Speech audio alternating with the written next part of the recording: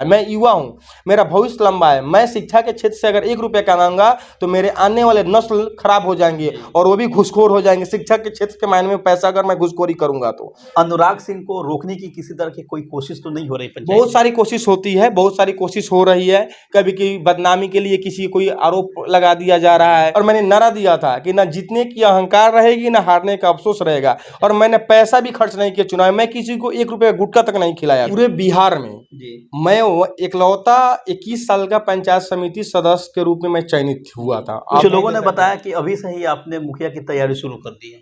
लोगों को लगता होगा कि कार्य करने वाला लोगों को तो कोई ना कहीं पद मिलना जरूरी है, समाज को लोग पद देगा ही। नमस्कार, आप देख रहे हैं AHO न्यूज। मैं हूं आपके साथ आरिफ हयात। इस वक्त मेरे साथ मौजूद हैं रुपहरा पंचायत के युवा पंचायत समिति सदस्य, युवा शिक्षाविद अनुराग सिंह। दरअसल आपको बता दें कि चुनाव लड़ने से पहले इन्होंने शिक्षा के क्षेत्र में अपने पंचायत में एक बड़ा क्रांति लाने की कोशिश की, उसमें बिल्कुल ये कामयाब हुए। चुनाव जीतने के बाद अनुराग सिंह फिलहाल खास तौर से शिक्षा के क्षेत्र में कौन कौन से कार्य किए हैं और जो विकास के कार्य होते हैं, रोड नाला, इन सब चीज़ों पे लोगों का जो विश्वास था इनको लेकर, उसमें कितना % खरे उतरे हैं, इन्हीं सब मुद्दों पर सीधा आज अनुराग सिंह से हम बातचीत करेंगे। अनुराग जी, AHO न्यूज के ऑफिस में आने के लिए सर्वप्रथम आपका बहुत बहुत शुक्रिया।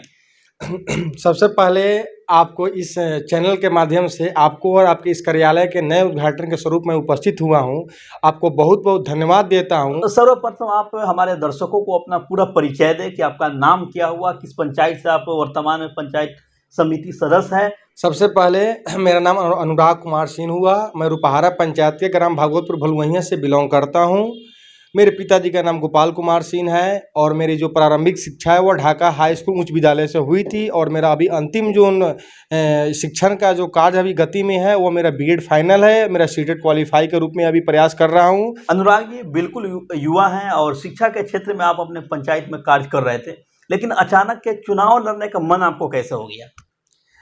मैं जब शिक्षा के क्षेत्र में काम कर रहा था और उस क्षेत्र के अलावा समाज हित में कुछ ऐसे कार्य कर रहे थे जो क्रांतिकारी रूप में वो दिखाई लोगों को दिया, तो मैं चुनाव लड़ने के लिए मैं खुद से मेरे माइंड में ये सोच भी नहीं आई थी। मेरे ग्रामीणों ने कुछ ऐसा मेरे कार्यों को देखकर वह मेरे अंदर एक जुनून लाने का प्रयास किया और ज़बरदस्ती अपने वह आर्थिक सहयोग करने के बावजूद अपने पूरे गति से, पूरे बल से, पूरे पब्लिकली मेरे आवास पर आकर जबरन चुनाव लड़ने के लिए प्रेरित किया। जब मैंने इनकार किया तो उन्होंने बोला कि मैं आपके घर के सदस्यों से चुनाव लड़वाऊंगा, लेकिन मेरे घर के सदस्यों में मैं इकलौता हूँ। मेरे पिताजी राजनीतिक परिवेश से काफ़ी दूर रहते हैं। मेरे घर में जो माताजी है वो लोग भी घरेलू जो परिवेश में वो रहना चाहती है, लेकिन अंततः स्थिति में जब लोग बेवश किया मुझे तो मैं चुनावी मैदान में उतरा। कितने वोटों से आप चुनाव जीते थे? प्रथम बार ही चुनाव लड़ा? हाँ, मैं प्रथम बार 21 ईयर्स 3 मंथ में 21 साल 3 महीने में मैं चुनाव लड़ा और मेरे साथ लगभग 9-10 कैंडिडेट चुनाव लड़े थे। मैं प्रथम बार 287 यानी 300 वोट के आसपास मैंने वोटों से लीड किया और चुनाव जीता। जब आप लोगों के बीच वोट मांगने जा रहे थे उस समय लोगों के बीच अपने फेस को किस तरह दिखा रहे थे? सबसे पहली बात कि पूरे बिहार में मैं इकलौता 21 साल का पंचायत समिति सदस्य के रूप में मैं चयनित हुआ था। आप भी पता कर सकते हैं, मैंने भी पता किया था। जब मैं चुनाव में जब लोगों के पास जाता था तो मुझे शर्म आती थी कि लोग कहेगा कि युवा पीढ़ी को वोट देना अभी के युग में ठीक नहीं है, क्योंकि सामाजिक हित में बहुत सारे उद्दंड बच्चे हैं जो कि समाज को कहीं ना कहीं वो नुकसानदायक वार्तालाप होती है, जिससे समझदारी की कमी होती है, कमी होती है, तजुर्बा की कमी होती है। लेकिन मैं शुरू से मेरा इस चुनाव परिवेश से मैं पहले से 7 सालों से मैं ढाका शहर में मैं टीचिंग मेरा अपना चलता था, प्राइवेट एसोसिएशन प्लस बर्मा। जैसे मैं होली मिशन में 2 साल अपना सेवा दिया हूँ, GP पब्लिक स्कूल में 2 साल सेवा दिया हूँ, बर्मा स्थान के पास प्लेटफॉर्म कोचिंग है जो 7 to 12 चलती थी, वहाँ भी मैंने 2.5 साल सेवा देने का मैंने काम किया। और हमेशा समाज में कोई बच्ची हो बच्चा हो सबको भाई बहन स्वरूप मानते थे, इसलिए मेरा पहले से बैक जो मैसेज था वो पॉजिटिव वे में था। और जब मैं वोट मांगने गया तो मैं किसी लोगों को लेकर मैं नहीं घूमता था, मैं इकलौता घूमता था, मैं बोलता था। बड़ी बात बता रहे कि स्वयं अकेले ही घूमते थे? हाँ, मैं वोट के लिए मैं किसी भी ना मैं अपने पिताजी को मैं अपने परिवार के भी लोगों को लेकर मैंने नहीं घूमा। मैं बोला कि मैं चुनाव खुद लड़ रहा हूँ तो मैं अरे अपने जो मेरे पास शक्ति है, मेरे पास जो अपना अनुभव है, जो मेरे पास जो शक्ति अनुभव है, मैं उसका प्रदर्शन कर रहा हूँ। और मैंने नारा दिया था कि ना जीतने की अहंकार रहेगी ना हारने का अफसोस रहेगा। और मैंने पैसा भी खर्च नहीं किया चुनाव में, मैं किसी को 1 रुपया गुटखा तक नहीं खिलाया था। कितना खर्च हुआ था लगभग, सच सच बताइए। मेरा चुनाव में मात्र 7300 रुपया खर्च हुआ, जो ब्लैक एंड व्हाइट में मैंने पर्चा प्रिंट करवाया था, जो कि परितोष ग्रुप से करवाया था। टोटल खर्च इलेक्शन में 7300 मेरा इन व्यू ऑफ इलेक्शन 7300 रुपया खर्च हुआ। मात्र 7300 में आप चुनाव, हाँ, पंचायत समिति का चुनाव जीत गए। मैंने 7300 में चुनाव जीत गया। लेकिन इस चुनाव के पहले मैंने पूरे गांव में एलईडी लाइट अपने निजी पैसा से लगवाया था। उसके बाद में गरीब के बच्ची के शादी में हमेशा जो भी गोपनीय जो आर्थिक सहयोग होता था मैं करता था। ये सब आप किस लिए काम करते थे? सामाजिक असर का जो आप काम करते थे, क्या इसके पीछे आपके मन में कभी मनसा था कि चुनाव लड़ेंगे? नहीं पत्रकार साहब, सबसे पहली बात कि चुनाव का तो मेरे माइंड में कभी बात ही नहीं आया था। जिस काम के लिए आप खास तौर पर जाने जाते हैं, शिक्षा के क्षेत्र में आपने क्रांति लाने की काम किया था, काफी बढ़िया, जिसकी सराहना हम सभी करते हैं। अब जब आप चुनाव जीत गए, उसके बाद शिक्षा के क्षेत्र में आप क्या कर रहे हैं अभी तक? बहुत अच्छी पहला क्वेश्चन आपकी थी कि शिक्षा समिति के अध्यक्ष पहले चिरैया प्रखंड में कौन होता था और उसका कार्य क्या होता था, वो किसी भी लोगों को मालूम नहीं था। लेकिन सबसे पहली बात कि जो हमारे समिति सदस्य ने मुझे शिक्षा समिति के पद पर किसी से बिना राय विचार को मुझे वोटिंग दिया और मुझे चुनाव जिताया, कहीं ना कहीं मेरे उस लायक थे। तब लोगों ने, मैं किसी को मैं नहीं बोला था कि मुझे वोट चाहिए, अपने मर्जी से जब वहाँ पे वोटिंग हुआ तो मुझे वोट मिला, चुनाव जीता। चुनाव जीतने के बाद मैं बीओ साहब से के पास मैंने एक लेटर निकाला, सभी एचएम के साथ बैठकर मैंने एक ही दिशा निर्देश दिया कि देखिए एमडीएम तो चलती है, एमडीएम थोड़ा कम चले, कोई दिक्कत नहीं, लेकिन पढ़ाई में कोताही नहीं होनी चाहिए। आपके आने के बाद कुछ सुधार हुआ है कि नहीं आपके क्षेत्र में?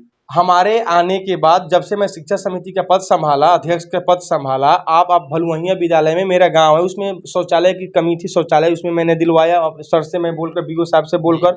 जहाँ जहाँ जो भी है पूर्ण रूप से तो सुधार नहीं हो पाई है, लेकिन जो मतलब कि आधे अधूरे जो सुधार थी उसको अभी तक पूरा करने का प्रयास किया गया है और पूरा लगभग हो चुकी है। चुनाव जीतने के बाद अब तक आपके द्वारा 3 ऐसे मुख्य काम कौन से करवाए हैं जो लोगों के बीच समाज हित में काम किया गया? सबसे पहला कि जो विकलांग बच्चे थे, जो शिक्षा के क्षेत्र में नहीं जा पा रहे थे, उनको मैंने विकलांग बच्चे को मैंने उसका आधार क्लियर करवा के उसको स्कूल में एडमिशन करा के जो व्हील साइकिल आता है मैंने उन्हें देने का प्रयास किया हूँ, जो कि कुछ दिन पहले मैं सोशल मीडिया पर डाला भी था। दूसरी कि शिक्षा के क्षेत्र में जहाँ बेंच डेस्क की कमी था, चापाकल की कमी था, शौचालय की कमी था, आजकल आए दिन समाज में बहुत सारे लड़के लड़कियों में भेदभाव किया जा रहा है, जो कि समाज हित में रेप का कांड सुन रहे हैं, अभद्रता का बात सुन रहे हैं, उसको दूर करने के लिए सबसे पहले बच्चे के स्कूल विद्यालय में शौचालय की कमी को सबसे पहले दूर करवाया कि शौचालय लड़के का अलग लड़कियां का अलग, आपस में भेदभाव की जो बात है उसको जागरूकता किया जाए, उन्होंने किया। तीसरा सबसे मुख्य काम जो होता है, कहीं कहीं रोड जहाँ पे पीसीसी नहीं था, जहाँ पे कीचड़ युक्त रोड हो जाती, जो बरसात के मौसम लोग वहाँ पैदल जाना मतलब मुश्किल था, वहाँ पे मैंने काम करवाया। एक बार में 1700 फीट मैंने पीसीसी करवाया है और अभी के दायरे में लगभग मैंने 7 से 8 पीसीसी किया, जिसकी लंबाई 1600 फीट है, 500 फीट है, 800 फीट है। मैंने चबूतरा बनवाने का काम किया है, जहाँ पे पब्लिकली 50 क्राउड बैठता है, वहाँ पे जगह नहीं है बैठने के लिए, उनको चबूतरा बनवाने का काम किया है। तो बहुत सारे ऐसे कार्य है, आपके माध्यम से इतना कार्य का विश्लेषण करूंगा तो बहुत लॉन्ग टाइम लग जाएगा।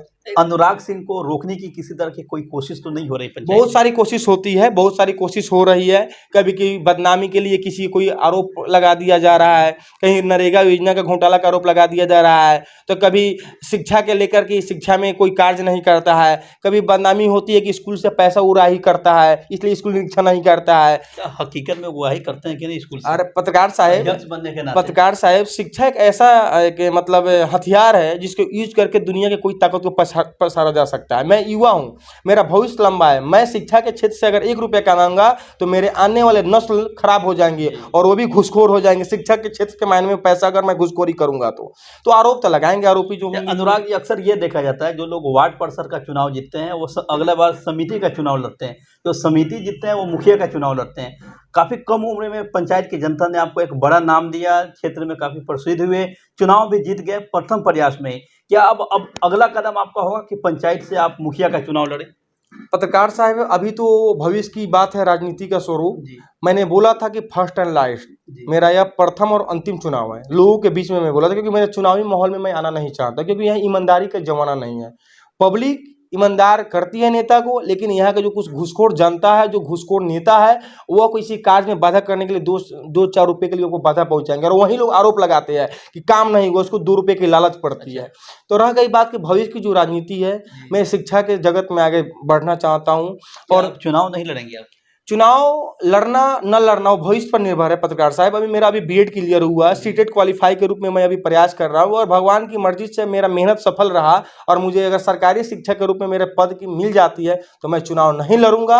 अगर पद नहीं मिलती है, जनता का आदेश मिला जिस पद पर चुनाव लड़ने के लिए, एकदम क्रांतिकारी युवा की तरह चुनाव लड़ूंगा, ललकारूंगा। क्या हम उम्मीद करते हैं कि अगर आप सरकारी शिक्षक नहीं बनते हैं तो 2026 में अनुराग सिंह रुपारा पंचायत से मुखिया के प्रत्याशी हो सकते हैं? देखिए, सबसे पहले पत्रकार बंधु की मुखिया के सीट वो आरक्षित होने की आशंका है या समान रहेगा, इसके चयन सरकार करेगी। लेकिन अभी अगर समान रहा तो इस पद पर अभी आपको कुछ जानकारी नहीं देंगे, क्योंकि इस पद पर मेरे कुछ अपना गोपनीय अपना कुछ कदम है। इस पद की जानकारी आप कुछ लोगों ने बताया कि अभी से ही आपने मुखिया की तैयारी शुरू कर दी है। लोगों को लगता होगा कि कार्य करने वाला लोगों को तो कोई ना कहीं पद मिलना जरूरी है, समाज को लोग पद देगा ही। तो अभी हमको लगता है कि पंचायत के कार्य में मैं सबसे अपना आगे हाथ रखा हूँ, तो लोग चर्चा करेंगे ही, जब कार्य करेंगे तो चर्चा में तो आएंगे ही। चलिए, अपना कीमती समय देने के लिए बहुत बहुत धन्यवाद अनुराग जी आपका। आपको भी बहुत बहुत धन्यवाद, जो मेरे साथ आप बैठ के इतना कीमती समय मेरे पंचायत वासियों के शुभचिंतकीय गण के लिए आपने दिया है। आपको बहुत बहुत धन्यवाद। शुक्रिया आपका।